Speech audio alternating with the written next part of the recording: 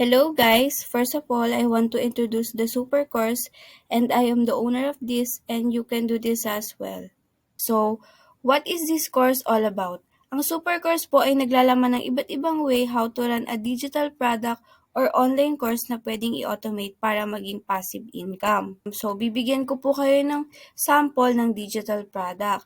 Digital product is like ebook, PDF, PowerPoint template, Canva template, and sa online courses naman ay VA, English, Math, Guitar, at marami pa pong pwedeng ibang gawing course.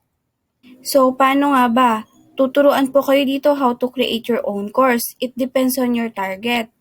Halimbawa po, freelancing, you can create your own course about video editing or kahit anong niche na in-demand ngayon.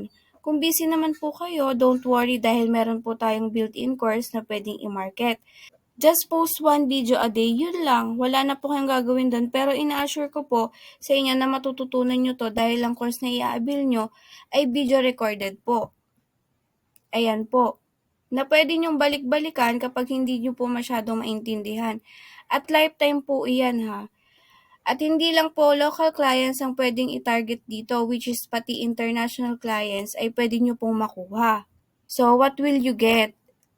Number 1, how to create your own online course. Tulad po ng sinabi ko ay nasa loob po ng course ko kung paano gumawa ng sariling course. At video recorded na po yun at pwedeng balik-balikan. And lifetime na access na po yun ha. At ganun din po sa number 2 dahil ituturo po doon ang automation mapa-international or local clients. At sa mga walang time gumawa ng sariling course, may tinatawag tayong built-in course na kung i-avail nyo tong course ko ay ready na i-market. At ganun din po sa built-in panel or website, dito papasok yung automation or passive income. At para naman po sa number 5, we will reveal the secret of how to market and effective strategies. At last, meron pong 24,000 ebooks, mobile and PC games na pwede din pong ibenta once you avail this course.